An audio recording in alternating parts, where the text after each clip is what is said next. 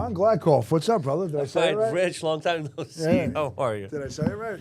Of course you did. John Gladkov. Rich Amara, who doesn't know the owner of Core 5. That's what's going on, bud? Everything is great, and thank you for having me here, You're Long welcome. Island. You know, I have an uncle who lives at this neck of the woods. Okay. We stayed once for Christmas, and it got snowed out. And I didn't mind. The house was great, and actually snow day. There's a You know, snow day. coming from where I'm from, we don't get snow days. Okay. Yeah, I grew up in Russia, so even like 4 feet, you see like little kids with their hats bumping around. You still go to school. That's how it was when I You're grew in New York up. City, 2 inches, done.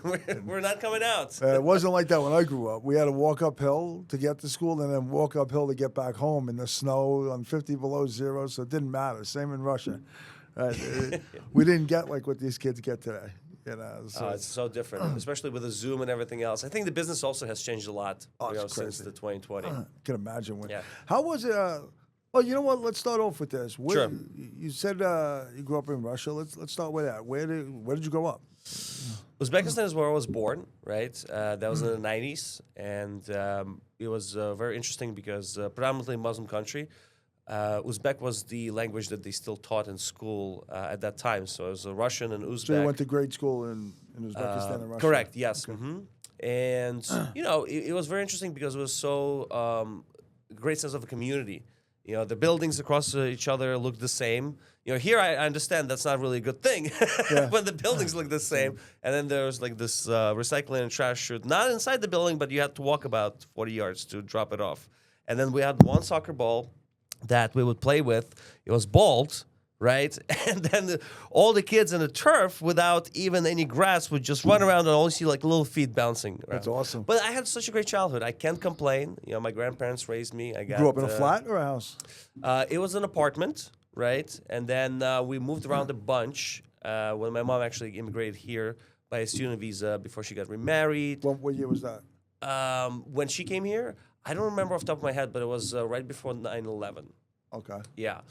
And then... So late 90s, early 2000s. Right, yeah. And then when she got remarried, she had another kid. She did the whole family reunion and everything else. That's how I got here, got my citizenship, right? So it was very interesting because my grandparents were moving back and forth between Russia and Uzbekistan. Changing schools every 2 years definitely will teach you some things.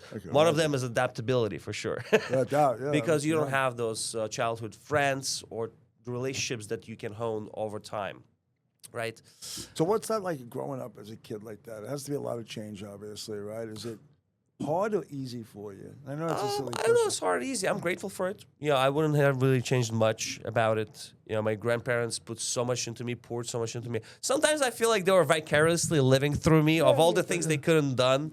Like the music school, the martial arts, the ballroom dancing. You know, they really like make sure this kid doesn't have a blank space on the calendar. That's good. That's good. They cared about you. Exactly. They wanted to keep you busy, like you Yeah. said. You were probably a wild child, so they wanted to... Definitely maybe a sprinkle of undiagnosed ADHD somewhere. Absolutely. We all do it. We'd probably be in the same class. So you grow up there. When did you move to the States? I moved to the States in 2009, so Absolutely. I landed in Brooklyn, New York. I knew Well, how do me a favor. Let's stay Yeah. let's stay Russia for a little bit. Sure. Uzbekistan. So you go to grade school in Russia, obviously, or Yeah. Uzbekistan. How about high school? High school was New High School in Brooklyn, which is apparently a lot of the movie actors went there. And every time I mentioned it to somebody who's from Brooklyn, they're like, "Oh my God, New I know it." Sure. What was it, you started out as a freshman? Or? Yes, freshman, graduated 2012. When did you when you left Russia? Did you leave as an 8th grade student going into 9th grade, or did you? Or did you have It's to get left different, back? you know. or- It's interesting you ask because at some point in Uzbekistan, I was in a gifted program. Okay. Right? So the grades are not the same. It's not 12 grades. I forgot which one was 9, which one was 10. But you go up until, I believe, 16 in Russia years old. So it's probably 10 or 11. And they pushed me a grade ahead.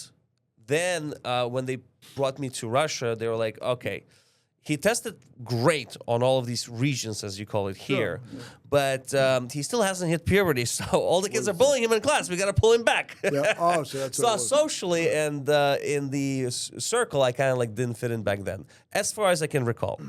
And then the funny thing is, like you said in band camp, you and Julie have something in common. Oh, really? she did band. So you come to the States. Yeah. Now, that has to be big culture shock too, right? Or do you just jump right in? I mean, I knew how to say hello. How are you? Where's the bathroom? The first sentence I learned in good. Brooklyn was, "Could you repeat that slowly, please?" Smart. Okay. Yes, because everybody's talking so fast. Sure. And my stepfather, I call him Dad. He has been super welcoming, accommodating, and we spoke predominantly English at home. Watched English television, and my little sister, right? Spoke English. She also speaks Russian. Oh, she did? But she was born here, so she was being reprimanded. Russian? No, he's Irish Italian. Okay. Yeah, Brooklyn boy. You'll probably get along really well with him. Same as me. Exactly. Yeah. We, by the way, support the blues. Love the blues. Thank yeah, you. absolutely. Appreciate that. And what I wanted to mention was she was getting reprimanded, my little sister, sometimes by my mom in Russian at the household. So she would sometimes forget how to speak Russian. Maybe she didn't really pretend she didn't understand it. Okay. But, I tried to speak to her sometimes, but we always switch back to English. It's just the easier way to do it. Yeah. Exactly. So, and probably you liked it because you were learning the language at the time. Of course, yeah. Was it easy to learn English, or? I have a music ear, I would say, not because I was born with it, but because I was trained. I graduated music school back in Russia, and So that's another question I was going to Yeah. ask you. And you hit it on the head. You said you were trained. A lot of it's either born with it or trained. Right. Like, explain the difference on that. I think you can be born with a set vocal cords, right? All of a sudden, you just can hit the perfect pitch and E minor, for example, right? And some people, they want to be singers, but they're not quite there. So you have to either do it on your own, which is a lot of trial and error. Most people give up, or find a coach who can actually course correct you and show you when you're, messing up in the melody, to adjust your pitch, to set and train your muscles of how to fluctuate it in order to hit that. And that's the same thing with an instrument too, or is It's a similar thing with a muscle memory. So there's two different things. There is the way you hear sound, the way you see it, and the motor skills behind it, right? So the motor skills is more of, I could probably tell you about the string instruments. At some point, you can just close your eyes and play paso doble without even looking at the notes. But if you're classically trained, surprisingly, not all of them can do jazz.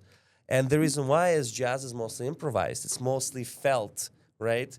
So if you don't put a sheet of music in front of a professionally trained or classically trained musician, sometimes they have a little hard time without that strict guidance and structure.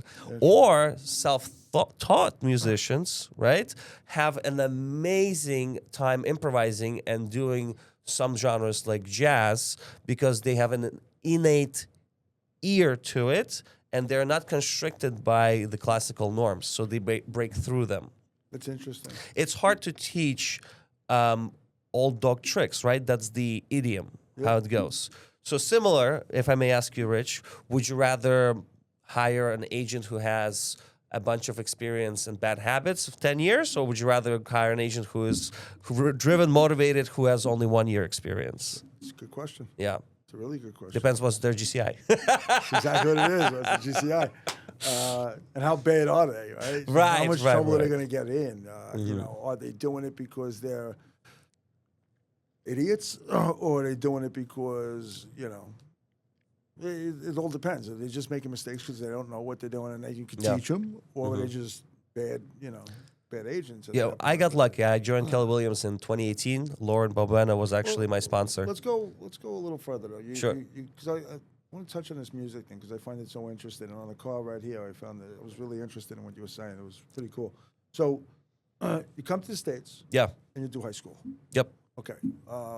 Take me through your high school days. Like, what's that all about? God. Again, for people out there that moved to the country, Sure. has to be. You're saying it wasn't, but it has to be tough for some people. It depends your mindset and how you perceive it, right? This is going to sound cliche.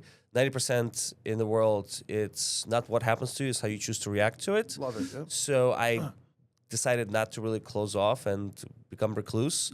Although I did play lots of video games in high school and, did all my homework, obviously, and extracurricular activities and the sports. I think they put me on the football team once, and because I kicked the football too far in the field, they're like, punter! There you go. That's awesome. But anyway, back to my guidance counselor when she was designing the curriculum for me. She asked me if I play any instruments. So I said, yeah, guitar, right? She put me in guitar class. I started warming up with my scales. They're just trying to learn the B-flat chord that day. I think I mentioned to you that before, right? So interesting. And he was like, oh my gosh, you're great. Do you play any other instrument? Because we already have a guitar musician in our band, which is ninth period. And it was a small high school band. Some bands in, Midwestern, when we did St. Patrick's Day Parade, Columbus Day Parade, some of those bands, they are like hundreds of students in high school marching down the Manhattan avenues. Right. So the band from one state could see through us to another band. That's how tiny we were. That's funny. But then when I went downstairs, I pointed. I'm like, saxophone. He's like, okay, here you go. Here's the saxophone. Alto. I go back, start warming up, get the reed, and then I start playing the That's awesome. Right? The Pink Panther. And they're like, oh my gosh, this guy's in. He knows how to play Pink Panther. So just mostly trying to fit in and adapt. And I think the biggest thing I would account for my progress and adaptation and being part of this salad bowl or melting pot or whatever you want to call it is being humble, being respectful, sitting down at the table with kids or people from all over and every part of the world. And all of them were in ESL, so all of them had one thing to do, is learn English. I didn't speak their language, they didn't speak my language, but we all tried to speak English. That's interesting. Yeah. And what? So you get through high school, 4 years and you're out. Yep. You go to Baruch, you said. Went to the Harvard of Manhattan Beach, which is Kingsborough first. Okay. Harvard of Manhattan Beach. You like that? Love it. It's like a country club. What do you mean? They have the beach there. It's great. That is good. The best marine technology and science program. I think I studied biotech first, and then I was like, oh, I'm going to be in a white coat in a lab working on Johnson & Johnson shampoo, which is... I know it says tear-free, but it still makes you cry. Anyway, meandered on and off, and then I was like, business, right? So went to Baruch, want to go to Zicklin, and at some point I took a speech class. And I never taken a speech class before, so I didn't prepare. College was kind of like... partially fun, but also I was working either two jobs or trying to build a business in real estate. Actually, that's around the time I got my license too. Well, so you were in real estate when you were in college? Yeah. That's pretty cool. I didn't know that. Yeah. Okay.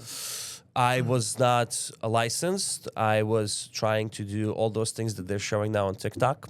The wholesaling, the wholetailing, fix and flip. Then I realized you need money to do that, right? You need to play with the big leagues, especially in New York. Dual state for attorneys and 10% escrow money as the minimum. You cannot write it on a napkin like in some states, no disrespect to any other states, but, different here. Sure.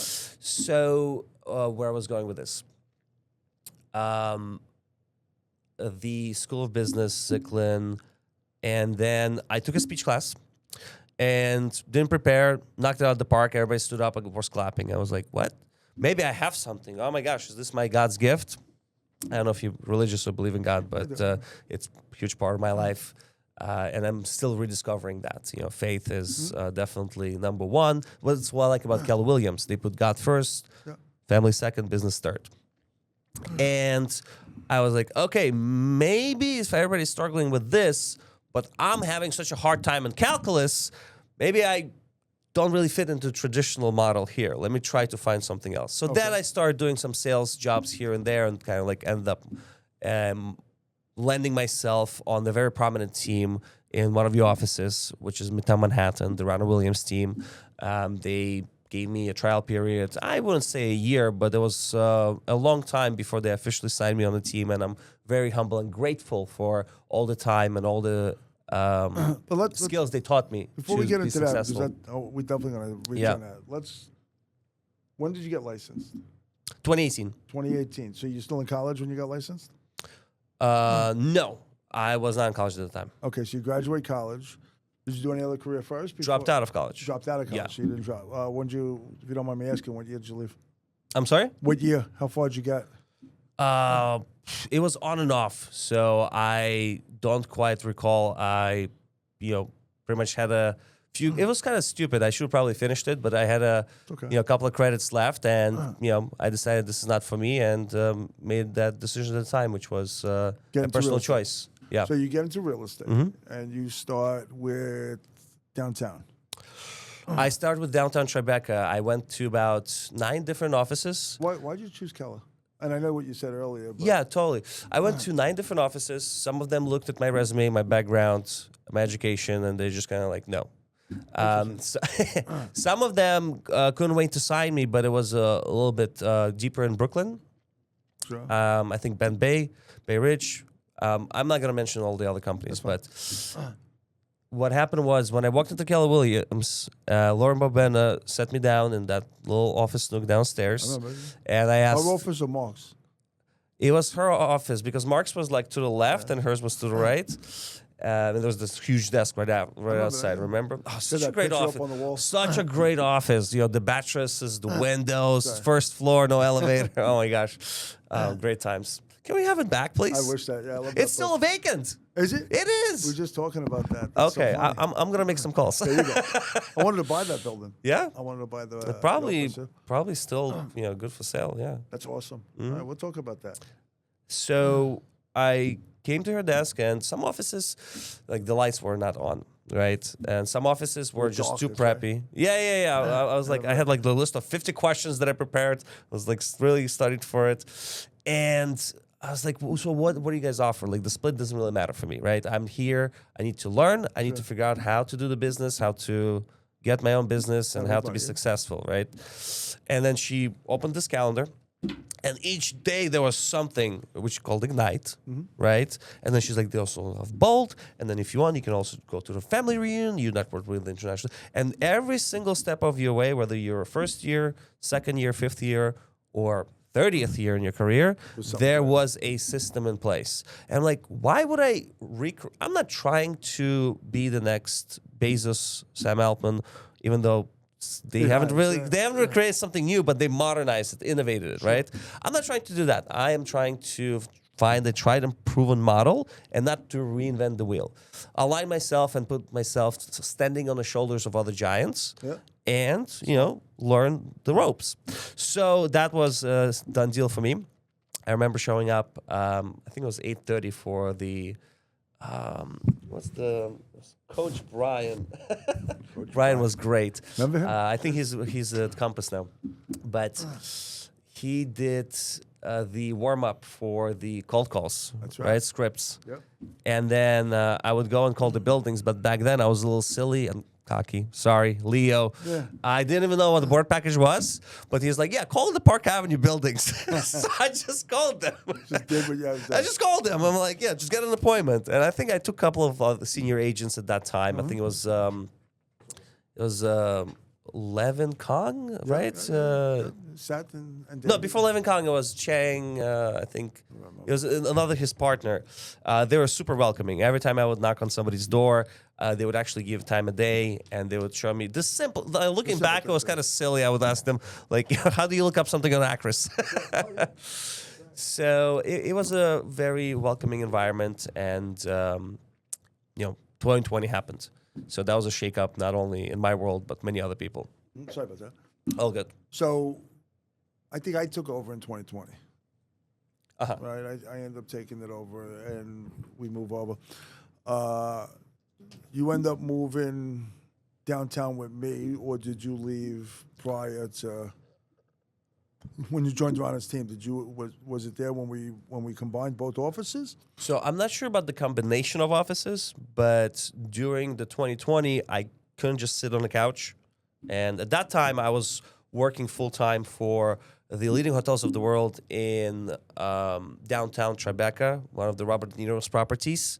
And I worked my way up to the front office from like being a pool boy there for like 8 years. Not in that position, but over the 8 years, right?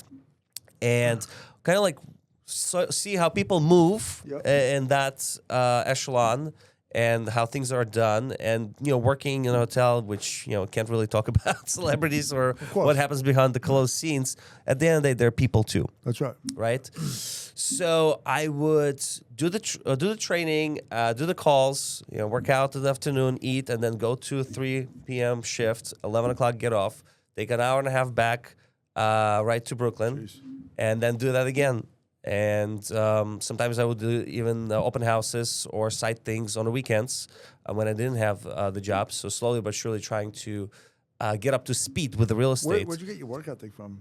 Was it just instilled in you from a boy or grandparents, mom, dad? What was it? I think my grandparents are playing a prank on me. They just don't tell me that I have a trust fund. I like you. That's awesome. But yeah, so eventually, here you go. I'm like, oh man, I've been working Doing so all this hard. shit for No, but so I was doing that right for a while, and then 2020 happened. And then you took over, right? So when 2020 happened, I couldn't sit still on the couch, and I just wanted to distract myself instead of watching the news or whatever's going on. So I called everybody I knew to do some remote sales. So I worked for 3 different opportunities. Not to go into depth into each one, but the one that was finally chosen as the primary one that I poured all of my time into was a startup that was aspiring to be big tech. They also claimed the essential service because it was a delivery service. Pretty much imagine 1-800-Flowers meets Uber. And then eventually the CEO, who I knew from before, he liked me. He liked my work ethic, promoted me to vice president. We traveled, investor relations. That's awesome. Started hiring people and salespeople because then the technology, besides doing consumer apps like, I just want to send you a nice gift, they were doing a B2B service where you just give us a CSV file of 10,000 contacts and you swipe your credit card and it's $30 per gift. We take care of everything. Shipping, did they get it? Did they not get it? How to get delivered? All you get is just a thank you from your client. And you can just forget about the gifting, whether it's a house anniversary, happy birthday, and all of that. So I gracefully transitioned out of that company. How much did that help you in the real estate job? I've learned a lot. I've made a lot of mistakes. I was very young. I was like a bull in China shop. I'm still a bit rough on the edges, but I think the Rhonda Williams team, they have taught me how to eloquently express yourself. And, in our industry, it's so important to keep your cool. The client can do whatever they want, and they will. That's true. You'll tell them what's right, what's wrong, they'll still do whatever you want. Yeah. But you have to be almost like that obelisk, the immovable object, and you have to follow the compliance and the law, right? So the work at the startup, what allowed me is actually be in those boardrooms, meet those people. Some of them were billionaires. I mean, I went to Captiva Island. They had like a private lending and everything else. I was surprised. It's in Florida. Have you ever been? I heard about it. Lots of Biden signs. Mm-hmm. And what happened was, we were talking about how certain fundraising works, the cap tables, and it really showed me that I was lacking some education. Well, I guess it catches up with you. Of course. So then I started learning more about finance and more about how other things operate. New York City, we're huge on finance, science, technology, engineering, math, law. A lot of the clients now that I get, which are relocation clients, happen to be our executives who are like, probably should buy. I don't want to waste money for rent. After consultation and sitting down and watching where are they going and what their offer letter states, I told them, maybe you don't want to be a landlord. I mean, look what's happening now in the city. I don't want to talk politics or anything like that, right? Money is always green. Yeah. But sometimes I wouldn't say I took myself out of commission, but looking at the client's really circumstance and what's right for them at that time, I offer them to actually try to lease for a year or two to see where they actually end up, where their headspace is. And then afterwards, I earned their business and so much more referral business because I didn't focus just on commission. I focused on them and what's right for them at that time. So creating that custom care rather than focusing on just always be closing, keep pushing sales. No, you're right. That's right. Smart. Where'd you get that? Where'd you pick that up from? Is that from what you learned in? I think most of the books. So before I got into real estate, Patrick Bet-David used to be not what he is now on social media. I'm not sure if you heard. I know he is, but Yeah, we don't have to give him a platform. We can cut this out. But I joined his book club, and then a lot of his books he would show they were Harvard review books, and partially I remember now animosity with university is because I didn't get accepted to Harvard. I told you I went to Harvard on Manhattan Beach. Exactly right. Yeah. So Patrick was his book club, all the Harvard review books on marketing, on sales, on leadership. So I bought all of them, wrote them, took the notes, and I was like, okay, great. These are the dead mentors that I would never have met or couldn't really afford a $100,000 dinner with Bill Ackman, for example, right? But I took that wisdom, distilled it, and not saying I'm a know-it-all or I always do it right, but it definitely helped me. I would highly recommend picking up some of those business books. Some of this wisdom is so tried and true and timeless because, at the end of the day, we're 3,000-year-old brains. Right. Meeting in person will never be replaced by Zoom. Never can be. So I agree. I would say before I had the mentors that I met in Keller Williams Midtown, like the Rana Williams team, I've had the mentors through the books and through seeking out, traveling to seminars and trying to find outside advice of people who've already been there and traveled the path. Interesting. Yeah. So interesting. Okay, so what's your day-to-day like working on the Ronald Williams team? What is it like now? Like, what do you do? So predominantly showing the listings and then assisting on the organizing what goes into getting the listing up to speed. Basically, there's about, what I broke it down, 12 steps from signing the exclusive agreement and disclosures to the closing table. And we have the operations person on the team who handles all the compliance and that stuff until the marketing person takes over to prepare the video, the photo, the MLS. We have all our revenue, that's different stuff. But then once it actually hits the market, everything to do up until the point the offer is received is me. Then the senior on the team takes over, and then they pretty much negotiate the deal depending on how many offers there are. There's different scenarios. And then once the contract is signed, we have, once again, the operations persons jump in with a board package, me overseeing it, and then moving forward to the finish line for the closing. Now, if the actual account was generated by me, last one was the Lincoln Square. The seller thought it was a $3 million property. We listed it for 2.7. She didn't accept the first cash high offer. The second one was just a little under, settled at 2.5, which is the lowest out of three. Yep. Chased it down, even though we advised her and we were patient and we said this doesn't get better with time. Of course. But that's the client that I brought to the team. It was a little bit more, not a little bit more, a lot more of my involvement rather than the team stepping in. But the beauty of the team and the reason why I joined the team is because prior to 2020, I did get listings on my own in Brooklyn because that's where I grew up. And it was just a little different caliber. No disrespect to Brooklyn. It's the cooler brother with more swagger. I get it. But I always wanted to be a Manhattan broker, right? And it's not because $1 Million Listing. Actually, you'll love hearing this. I've never seen a single episode of $1 Million Listing. Neither have I. Never wanted to show. Yeah. So that being said, that's the listing side. Also, there's the buyers, right? The buyers is very much of a follow-up game. A lot of the buyers in the city that we work with happen to be a want rather than a need. How much? Let me ask you this. Right? Yeah. How much time? Right, because again, you got lead gen, right?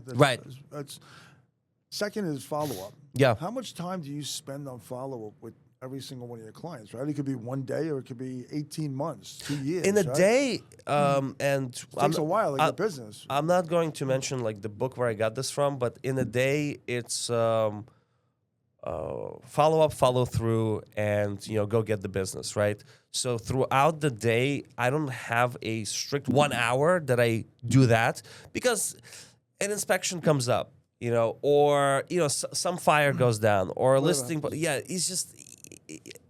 I tried it before. It was like, okay, from 8 to 9, it's prospecting time. It's just always. It's interesting. I did it. I did 3 hours when I was lead gen. I would lead gen for 3 hours, sometimes 2.5, depending on it.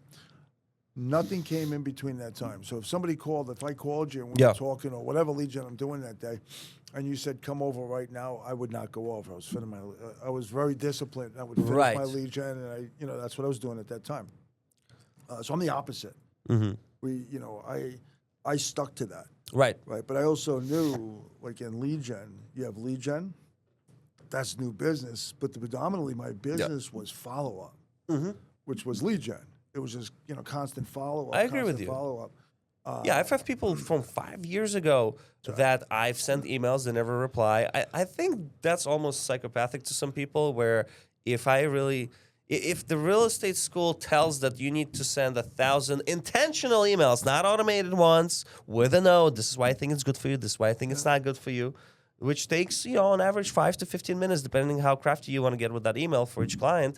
There's only 24 hours in a day, but that's what retains them. Even though they don't reply, they will still remember you. And I've gotten calls before. They're like, oh, we just went to open house. We want you to represent us. Crazy, and that's the best call you could ever get. Yeah. I had a client, his name was Mike Maloney, great guy, ex-cop. Ended up getting him with follow-up. First time I called him, it was a lead gen, it was a for sale by owner. It's going way back when. Obviously there was no restrictions on calling back then. So I make the call, doesn't pick up. Yeah. Then for, I want to say, a year and a half, I literally called him every Tuesday at 11 o'clock. 11 a.m. And the call was just, the follow-up call was basically, hey, Mike, it's Rich Romano, Keller Williams. I saw 123 Sesame Street, still hasn't sold. It's 11 o'clock, Tuesday, friendly reminder, if you don't use me, at least you know what time it is. Set your clock, right? Something as silly as that. Oh, man, I remember taking the Bolt, and a coach, I think I made him, pee his pants. Because I didn't know what I was doing, and we were making calls. That's great. And I used something like that, and then he was like, what are you doing? You're a real estate professional. Talk about real estate. You call her to say there's a new Chinese spot opened up down the street. That's what I would do. I would do the same exact thing. But it's awesome because it's regular conversation and you're building relationships. So I did that, no lie, for at least, let's say a year and a half. Right. He called me Tuesday at 10:55. Okay. On a Tuesday at 10:55 and say, hey, I want to beat you to the punch. Come over and list my property. Oh, really? Okay, cool. And I said, what made it, because I always want to know why I got the business. You were genuine about it. Yeah. And I said, why did I get the business, Mike? And he said, because you were persistent, you constantly, and you did something that nobody else did. There you go. And I ran business. So I was that guy that, your instructors would get mad at. I would call you up and do the same thing. Hey, Jan, there's a new Asian bistro that just opened up down the block. You got to go check it out. Yeah. Let's do it together. Let's go together. Let's take this experience together. I was known for doing stuff like that too, so I agree with you 1,000%. There's a fine line between being annoying or harassment, but as long as you do it with a sense of respect, ownership, and not neediness. And once again, you got to make them laugh. That's right. That's biggest biggest takeaway in this business is people buy from people that they like. I'm not trying to broker you here. This better than everybody else. Right. And they cannot trust you before they like you. That's right. They have to like you to want to work with you. And they have to respect you. Yes. Right. That's the other main thing. And the work ethic so far throughout, me, my volunteer job first was trying to clean up the graveyards for the churches, then just Jewish synagogues, cash catering, and then pool boy, lifeguards, doorman. But I remember actually one of the ex-NYPD private investigators drives a similar car as yours. I think it was an older Mahler. But yours is very nice, Rich. Rich Romano, you have a nice car. And when he would leave, I would go in the council with his permission because I needed to valet his car. I would clear out all the wrappers. It was not messy, but I would just spin it up. And he would always give me, he's like, Jan, you did it again. Which is good. So That's just doing going a something little bit special. above and beyond. That's right. Yeah. Where'd you learn that from? Just was it reading books and doing that, or? I just had a little bit of a long-term vision, and everybody that I have met through my life, my grandma always told me, and my grandpa was a huge teacher in my life as well, in my upbringing up to my teenage years before I left them. And a lot of these old, not sayings, but tried and true morals, etiquette, and the way you carry yourself in the world is from their upbringing, right? From their tradition. The way when you come up, you have to be careful because you might people the same people when you come down. Right. And this gentleman that I just mentioned reached out to me because he's looking for a pizza shop in downtown Manhattan. But I've maintained a relationship with him for many years. And I'm not saying that I had this evil idea that I'm going to convert every single person to do real estate with me. But Rich, everybody, well, I'm sorry, not everybody has a home. That's another story. We're not going to talk about that. But everybody needs a home. Right. And if you're opening up a business, you most likely are going to need a brick and mortar. So I always saw it as if Best you want to opportunity get, to be in, yeah. if you want to get what you want, you have to try to find to be useful and to give people what they want. So I want to go back a little bit because I thought this Yeah. was hysterical. We were in the car and we were talking about police. You got to tell me what happened. You were telling me about when you got pulled over in Russia. That was fucking great. I love this. It was the first time back in like 13 years. It was a reverse culture shock. I was like, oh, now I feel like I don't even fit in back where I grew up. Weird. I'm in a taxi, and this is not Moscow. This is like one of the towns like hours away. And the guy's driving, and he turns. He didn't run red. Like I didn't even know what traffic violation was. But then he gets pulled over, whispers under his breath. It stops in Russian, and then unbuckles violently, gets out of the car. And my American image of like, you have to put both of your hands on the wheel. I'm like, what's going on? So he goes back, and back there, the cops are sitting in the car waiting for you to come to them. And you really like that because you're ex-wanted by a TD. Yeah, that's awesome. Let me wait for you to come to me. That's fucking. And you know, he was so upset about it because you know they don't really make that much money plus the gas insurance, everything else. So I didn't really understand the conversions at that time too well, but I knew I was going to give him a little extra. So I gave it to him. You didn't know it was set up. The cops probably did that just so you would get it. Yeah, okay. Yeah. If they do it set up, you definitely know that. Deserve it, yeah. But I gave him a little extra, right? But I didn't want to make a big deal. I was like, okay, it's done with the ride. Here's this and a little extra, and then boom, bolted out, close the door. I'm meeting my grandma and grandpa. It was like the very first day I arrived. So I'm not even looking at my phone because you're just like with them, locked in. Haven't seen for 13 years. I took a nap too. I wake up. It's like 15 mixed phone calls from the base. The guy thought I gave him by accident too much money. So even, they were, so kind and so honest. That's awesome. That, he called 15 times. He thought I gave him too much money. But I was like, no, that was the tip. That's awesome. Yeah. God bless. Very honest people, yeah. Yeah, no, it's great. It's great. What do you miss about it? And The food, man. Oh, the food, for sure. Stroganoff is... I know. amazing. My wife, Brazilian, so she makes great stroganoff, but it's chicken. It's not beef. Okay. Yeah. must So be delicious. it's a little different, but it's not the Russian way. That's awesome. So, Jan, we're getting close Yep. to the end here, which is great. This went by really quick. Mm-hmm. Great job. Thank you for having me here. This is awesome. This you. is great. But let me, if you, couple questions for you. Yeah, Somebody new getting into the business, sure. like yourself. What advice do you give them? Somebody new getting into the business, what advice? Shut up, listen, find a person that you can spend time with and find a way to be useful to them. You'll be surprised. Some of the real estate power players, they have one thing in their business that they have been neglecting because it's not urgent, but it's important. And if you have that little skill set that you can plug in, you can do almost like an intellectual bartering where it doesn't have to be necessarily a financial gain, vice versa, but I scratch your back, you scratch my back, and you will certainly find the way. And I don't think there's any other place, unlike Keller Williams, where that's more of accepted. A lot of places when you walk in, it's like nobody wants to tell you any secrets or show you the way because they feel like you're competing against them. But I feel like Keller has this more of the collaborative environment rather than the competitive environment. So join Keller, attend Ignite, and go to family reunion. Jan, this was great. I really appreciate you. Thank you so much. I look forward to our ride back. That was awesome. Good job, brother.